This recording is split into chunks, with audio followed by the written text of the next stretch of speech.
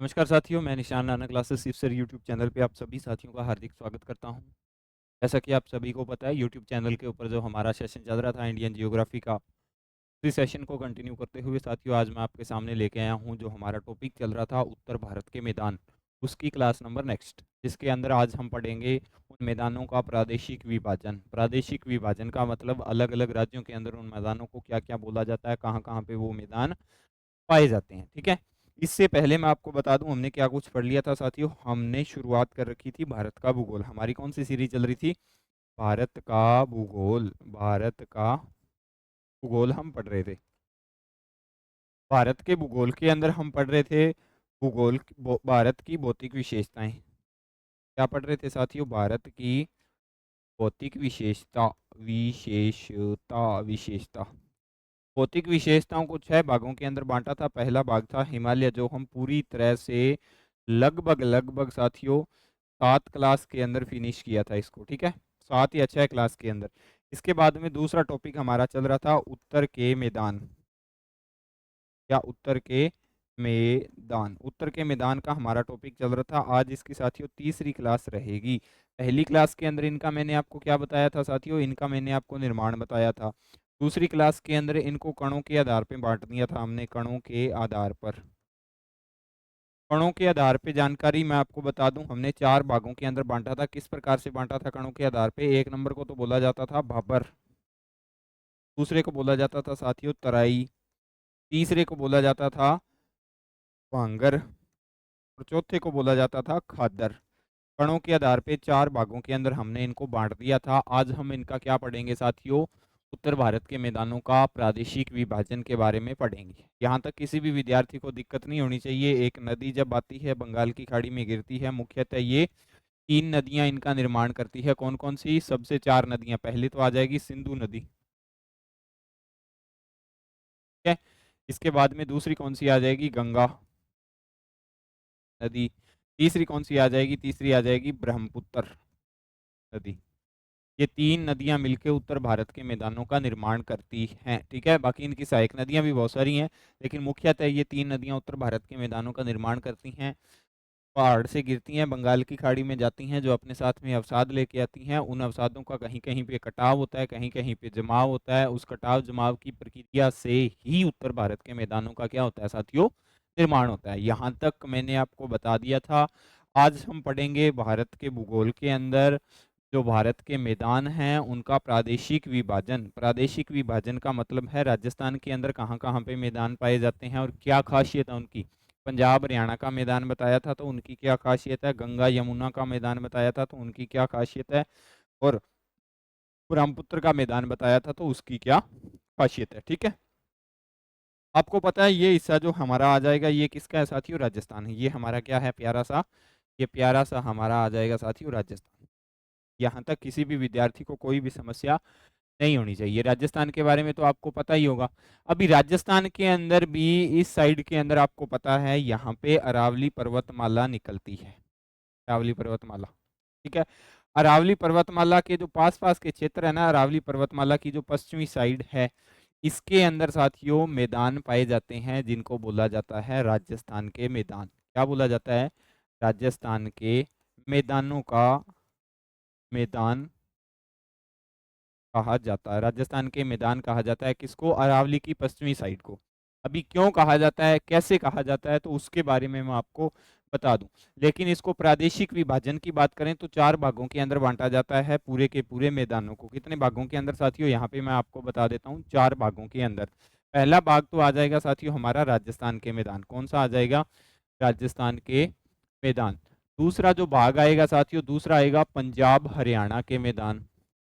पंजाब हरियाणा के मैदान।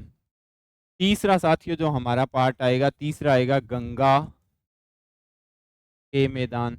गंगा के मैदान के आगे 3 पार्ट होंगे। गंगा के मैदान के आगे कितने पार्ट होंगे साथियों? 3 पार्ट होंगे। पहला कौन सा होगा? ऊपरी गंगा का मैदान। का मैदान आगे लिख लेना। दूसरा आएगा साथियों मध्य गंगा का मैदान। मध्य गंगा का मैदान। तीसरा आएगा साथियों निमन गंगा का मैदान। निमन गंगा का मैदान।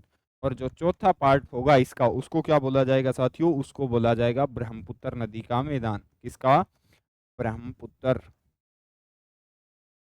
नदी के मैदान। क्या बोला जाएगा? ब्रह्मपुत्र नदी के मैदान बोला जाएगा। प्रादेशिक विभाजन करें तो 4 भागों के अंदर बांटा जाता है। कितने भागों के अंदर? 4 के अंदर। कौन कौन से हैं 4 भाग? वो चारों के चारों भाग साथियों आपके सामने हैं। कौन कौन से? राजस्थान के, पंजाब हरियाणा के, गंगा के 3 भाग आ जाएंगे और लास्ट के अंदर आ जाएगा ब्रह्मपुत्र नदी का मैदान। अभी सबसे जो पहला टॉपिक रहेगा हमारा राजस्थान का मैदान। तो आपको पता है राजस्थान के अंदर एक पर्वतमाला पाई जाती है जिसको अरावली पर्वतमाला के नाम से जाना जाता है। उसके पश्चिम दिशा के अंदर क्या पाए जाते हैं साथियों? राजस्थान के मैदान पाए जाते हैं। अगर आपको पूछ लिया जाए भी राजस्थान के अंदर राजस्थान के मैदानों की क्या लोकेशन है, तो आपको बताना होगा भी राजस्थान के मैदान, राजस्थान की अंदर अरावली पर्वतमाला नाम की एक श्रृंखला है, उस श्रृंखला के पश्चिम दिशा के अंदर राजस्थान के मैदान पाए जाते हैं। अभी इनकी क्या क्या खासियत है तो वो लिख लेते हैं, इनकी खासियत क्या क्या है राजस्थान के मैदानों की। तो यहाँ पे हेडिंग लगानी है आपको साथियों, राजस्थान के मैदान। ठीक है। इसके अंदर साथियों आप पहला पॉइंट क्या लिखोगे? इसके अंदर पहला पॉइंट साथियों आप लिखोगे 1 नंबर पॉइंट। पहला पॉइंट लिखोगे राजस्थान के मैदान यह एक शुष्क मरुस्थल है। क्या है? यह एक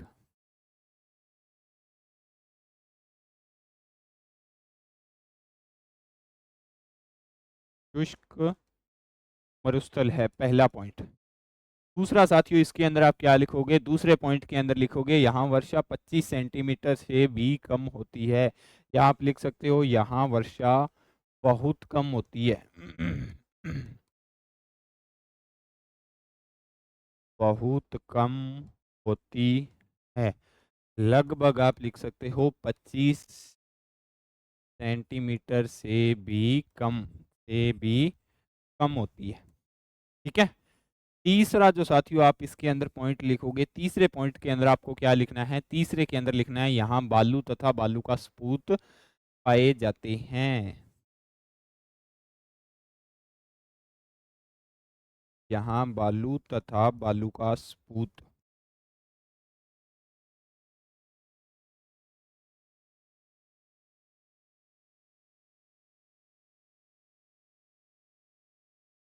पाए जाते हैं। 3 नंबर। 4 नंबर साथियों राजस्थान के मैदानों के अंदर आपको क्या लिखना है? यहाँ पर ग्रेनाइट 30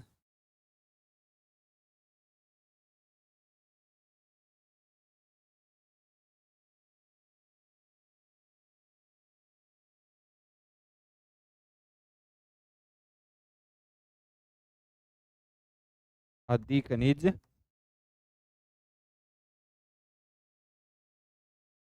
मिलते हैं। ठीक है।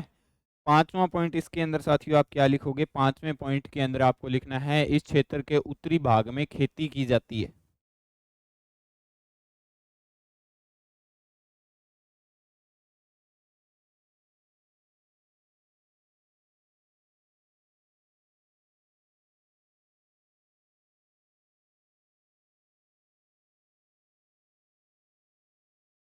खेती की जाती है तथा दक्षिणी भाग खेती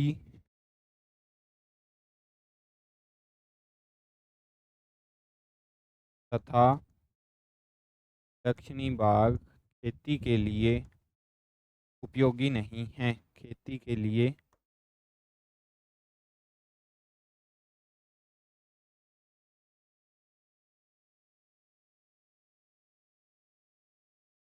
6 नंबर पॉइंट जो आप इसके अंदर लिखोगे, इस क्षेत्र की प्रमुख नदी कौन सी है? वो नदी लूनी नदी है। कौन सी है साथियों?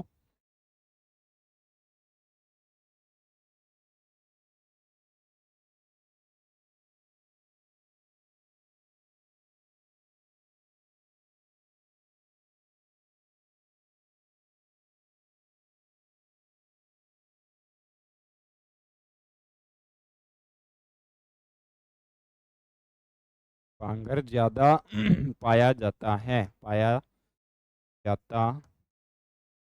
अब ये बांगर क्या आता है तो कल की क्लास के अंदर मैंने आपको बता दिया था। राजस्थान के मैदानों की ये इतनी खासियत है, यह सबसे पहले आ जाएगा, यह एक शुष्क मरुस्थल है। 2 नंबर पे यहाँ पे वर्षा बहुत कम होती है।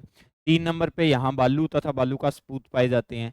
4 नंबर पे यहाँ पे ग्रेनाइट, शिस्ट, नीस आदि खनिज पाए जाते हैं या आदि चट्टानें पाई जाती हैं। यहाँ पे लिख लेना आदि खनिज या आदि चट्टानें, लिख लेना यहाँ पे साथ, सॉरी यहाँ पे चट्टानें मिलती हैं, चट्टानें मिलती हैं। ठीक है, इसके बाद में इस क्षेत्र के उत्तरी भाग में खेती की जाती है। उत्तरी भाग इसका कौन सा है साथियों, यहाँ पे ये इतना भाग है ना, ये खेती के लायक है। दक्षिणी भाग है जो यहाँ पे ये खेती के लायक नहीं है। ठीक है, इसके बाद में इस क्षेत्र की आपको पता है मुख्य नदी लूनी नदी है। यहाँ पे भांगर ज्यादा पाया जाता है। अभी भांगर क्या होता है साथियों, भांगर कल की क्लास के अंदर मैंने आपको बता दिया था। क्यों, क्या बता दिया था, एक तो बताया था साथियों मैंने आपको भाबर, दूसरा बताया था तराई, तीसरा बताया था भांगर और चौथा बताया था खातर। अब ये जहाँ पे भांगर ज्यादा पाया जाता है तो मतलब पुरानी जलोढ़ है, तो पुरानी जलोढ़ खेती के लिए उपयोगी नहीं होती। तो इसके जो दक्षिणी भाग के अंदर है ना, यहाँ पे क्या पाया जाता है साथियों, यहाँ पे भांगर देखने को मिलता है और ऊपर के भाग के अंदर खादर देखने को मिलता है। क्यों देखने को मिलता है वो मैं आपको आगे बताऊंगा। ठीक है, यहाँ तक किसी भी विद्यार्थी को दिक्कत नहीं होनी चाहिए। राजस्थान के मैदानों के अंदर आपको इतना पढ़ना है, लोकेशन पता होनी चाहिए। रावली पर्वतमाला के पश्चिमी भाग के अंदर पाए जाते हैं। ये एक शुष्क मरुस्थल है, वर्षा बहुत कम होती है, ग्रेनाइट नीस की चट्टानें पाई जाती हैं। और इसके बाद में यहाँ की जो मुख्य नदी लूनी नदी है, यहाँ पे भांगर ज्यादा पाए जाते हैं साथियों। ठीक है, इसके बाद में जो साथियों हमारा नेक्स्ट प्रादेशिक विभाजन है वो किस चीज का है, वो है साथियों पंजाब का। किसका है, वो है साथियों पंजाब का नेक्स्ट। ठीक है, अभी पंजाब और हरियाणा इसका साथियों, ये राजस्थान का आ गया। राजस्थान के बाद में 2 नंबर पे हम बात करेंगे तो पंजाब और हरियाणा के मैदानों की बात करेंगे। ये सारा का सारा क्षेत्र पंजाब तथा हरियाणा के मैदानों के अंदर आ जाता है। फिर यहाँ से साथियों आगे गंगा के मैदान क्या होते हैं, शुरू होते हैं। अभी पंजाब और हरियाणा का क्या सीन है साथियों, तो पंजाब और हरियाणा का साथियों मैं आपको बता दूं क्या कुछ सीन है इसके अंदर। सबसे पहले आपको पता होनी चाहिए पंजाब के अंदर क्या पाई जाती है साथियों, पंजाब के अंदर 5 नदियां पाई जाती है। क्या पाई जाती हैं, पंजाब के अंदर 5 नदियां। फिलहाल वर्तमान के अंदर जो मुख्यतः है वो कितनी है साथियों, पंजाब के अंदर बहने वाली 3 ही है, लेकिन पाई कितनी जाती थी, पंजाब के अंदर 5 नदियां पाई जाती थी। सबसे पहले यहाँ से निकलती है साथियों एक, कौन सी नदी निकलती है, सिंधु नदी। कौन सी नदी निकलती है, सिंधु नदी निकलती है। ये कौन सी हो जाएगी साथियों, सिंधु नदी, जो आगे जाके कहाँ पे गिरती है साथियों, अरब सागर के अंदर, पाकिस्तान में होती हुई अरब सागर के अंदर जाकर गिरती है सिंधु नदी। अभी सिंधु की सहायक नदियां हैं, उन्हीं से क्या होता है साथियों, उन्हीं से पंजाब तथा हरियाणा के अंदर जो मैदान पाए जाते हैं ना, उनका क्या होता है, निर्माण होता है। सिंधु की सहायक नदियां कौन कौन सी है साथियों, तो वो देख लेना। सिंधु की सहायक नदियां कौन कौन सी है, पहली कौन सी होगी, सिंधु। फिर सिंधु के अंदर सीधी जाके मिलती है दूसरी, ये नदी कौन सी हो जाएगी, ये हो जाएगी चेनाब। कौन सी नदी हो जाएगी, ये हो जाएगी चेनाब। ठीक है, चिनाब नदी होगी। चिनाब के बाद में साथियों एक नदी यहाँ से आएगी जो इसके अंदर मिलेगी, जिसको क्या बोला जाता था, जिसको बोला जाता है साथियों झेलम। क्या बोला जाता था, या क्या बोला जाता है, उसको बोला जाता है झेलम। झेलम बोल दिया। फिर झेलम के बाद में साथियों एक नदी आएगी जो सीधी चिनाब के अंदर मिलेगी, उसका क्या नाम है साथियों, उसका नाम है रावी। क्या नाम है इस नदी का, इस नदी का नाम आ जाएगा साथियों रावी। रावी के बाद में साथियों एक नदी आएगी यहाँ से और सीधी इसके अंदर मिलेगी रावी के अंदर मिलेगी, सॉरी रावी के अंदर नहीं मिलती, ये मिलेगी चिनाब के अंदर। कहाँ पे मिलेगी साथियों, ये मिलेगी चिनाब के अंदर ही मिलेगी। इसको क्या बोला जाता है साथियों, इसको बोला जाता है सतलुज। क्या बोला जाता है, सतलुज नदी बोला जाता है। और सतलुज के बाद में एक नदी यहाँ से आती है और इस सतलुज के अंदर मिलती है, जिसको क्या बोला जाता है, जिसको बोला जाता है ब्यास नदी। क्या क्या बोला जाता है साथियों, जिसको ब्यास नदी के नाम से जाना जाता है। ये पंजाब के अंदर साथियों 5 नदियां बहती थी। वर्तमान के अंदर कौन कौन सी हैं, वर्तमान के अंदर एक तो रावी है, दूसरी सतलुज है, तीसरी कौन सी है साथियों, तीसरी ब्यास है। तो पंजाब और हरियाणा के जो मैदानों का निर्माण होता है ना, वो रावी, सतलुज और व्यास के अंदर से ही होता है। किन किन से, पंजाब के अंदर जो मैदानों का निर्माण होता है व्यास नदी, रावी नदी और सतलुज नदी से ही होता है। सिंधु, चिनाब और झेलम ये सीधी की सीधी पाकिस्तान के अंदर चली जाती हैं और इनके द्वारा जो मैदानों का निर्माण होता है वो आगे पाकिस्तान के अंदर इनके मैदान पाए जाते हैं। तो पंजाब के मैदानों की जो मुख्य खासियत है, सिर्फ 3 नदियों से इनके मैदानों का निर्माण होता है। रावी हो जाएगी उसके अंदर ब्यास हो जाएगी, और उसके अंदर क्या हो जाएगी साथियों, एक हो जाएगी सतलुज। कौन सी हो जाएगी, सतलुज नदी एक हो जाएगी। ठीक है, ये था साथियों इसके अंदर किन किन चीजों से या किन किन नदियों से इसका क्या होता है साथियों, निर्माण होता है। अभी इनकी मैं आपको खासियत बताऊंगा। समझ में आ गई ना किन किन नदियों से इनका निर्माण होता है। पहली आ जाएगी साथियों रावी, रावी के बाद में दूसरी आ जाएगी सतलुज, और सतलुज के बाद में तीसरी कौन सी आ जाएगी, तीसरी आ जाएगी ब्यास। जब हम भारत की नदियां पढ़ेंगे तो पूरी डिटेल से बताऊंगा कौन सी कहाँ से निकलती है, कितनी लंबाई है भारत के अंदर, कितनी लंबाई है इनकी, वो सारी की सारी चीजें साथियों डिटेल के अंदर। लेकिन उससे पहले आपको पता होना चाहिए पंजाब हरियाणा के मैदानों का निर्माण होता है वो ब्यास, सतलुज और रावी, 3 नदियां मिलकर पंजाब हरियाणा के मैदानों का निर्माण करती है। तो अभी हेडिंग लगा लेना पंजाब हरियाणा के मैदान।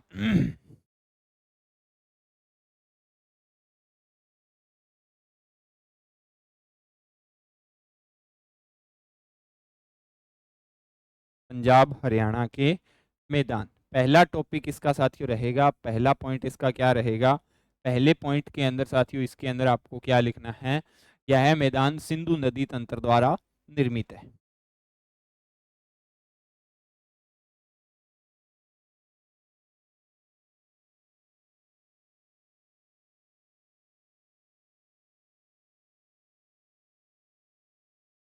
तंत्र द्वारा निर्मित है, इसके द्वारा, सिंधु नदी तंत्र के द्वारा ये मैदान क्या है साथियों, निर्मित है। दूसरी जो इसकी बात आएगी वो आएगी इसका लगभग भाग पाकिस्तान के अंदर पाया जाता है।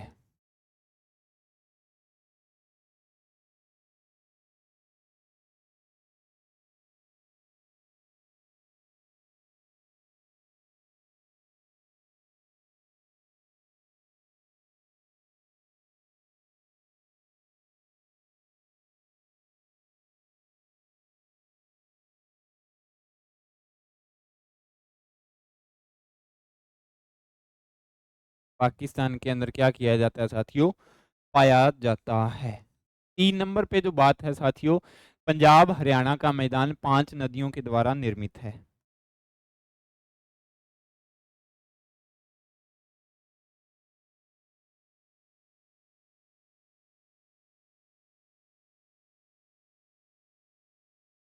5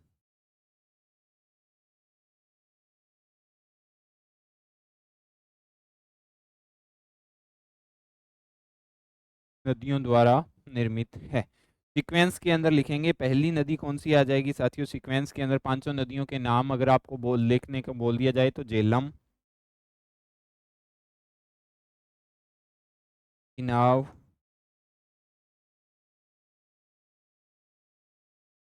रावी, व्यास और सतलुज। ये 5 नदियां हैं साथियों जिनसे पंजाब और हरियाणा के मैदानों का निर्माण होता है, जिसके अंदर ये तो पाकिस्तान के अंदर ही चली जाएगी, लेकिन पंजाब हरियाणा के अंदर बह के तो निकलती है ना, तो कुछ क्षेत्र तो इनका पाया ही जाएगा। लेकिन मुख्यतः 3 नदियों से ही होता है, वो कौन कौन सी हैं, रावी, व्यास और सतलुज ही हैं। ठीक है, भारत में रावी, व्यास और सतलुज नदी का ही मैदान स्थित है। इसके अंदर नेक्स्ट पॉइंट आप लिखोगे,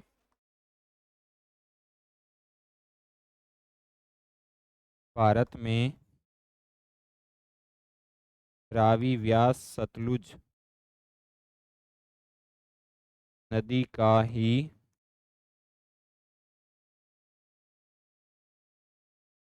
मैदान स्थित है। ठीक है, पांचवी जो बात लिखोगे इसके अंदर साथियों, आप पांचवा क्या लिखोगे,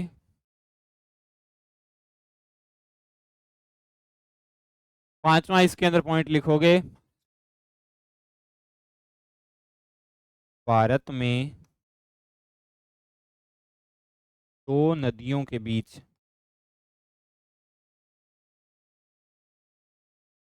के क्षेत्र को